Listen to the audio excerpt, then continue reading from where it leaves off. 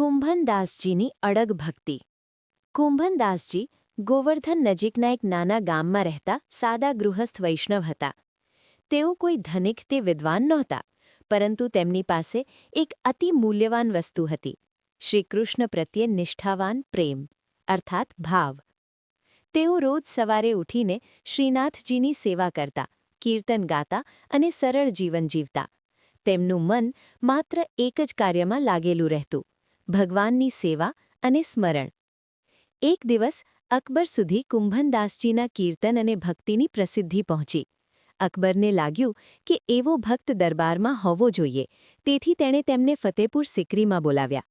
કુંભનદાસજી માટે આ મુશ્કેલ પરિસ્થિતિ હતી: એક તરફ રાજાનો આદેશ, બીજી તરફ પોતાના પ્રિય શ્રીનાથજીની સેવા છોડવાની વ્યથા. પણ તેઓ અંતે આજ્ઞાનું પાલન કરીને દરબારમાં ગયા. જ્યારે કુંભનદાસજી ફતેપુર સિકરી પહોંચ્યા, ત્યારે ત્યાંના વૈભવ, સોના ચાંદી અને રાજસિક જીવન જોઈને તેમનું મન અશાંત અને વ્યાકુળ થઈ ગયું. તેમને લાગ્યું, આ બધું તો મોહમાયા છે. મારું સાચું સ્થાન તો શ્રીનાથજી પાસે છે. અકબરે તેમને સન્માનથી પૂછ્યું, તમે શું ઈચ્છો છો? હું તેમને ધન, જમીન કે કોઈ પણ સન્માન આપી શકું છું. ત્યારે કુંભનદાસજીએ અત્યંત વિનમ્રતા સાથે કહ્યું, મહારાજ, મને આ બધું કંઈ જ નથી જોઈએ. મને તો બસ મારી સેવા અને મારા શ્રીનાથજી પાસે પાઠા જવા દો. અને તેમણે કીર્તન ગાયું: સંતન કો કહા સીકરી સો કામ, અર્થાત સંતોને રાજમહેલ સાથે શું કામ, તેમનું હૃદય તો ભગવાનમાં જ વસે છે. આ કીર્તન માત્ર શબ્દો નહોતા, તેમાં કુંભનદાસજીનું હૃદય બોલતું હતું. તેમને રાજસુખમાં કોઈ રસ નહોતો, તેમને માત્ર ભગવાનની સેવામાં આનંદ મળતો.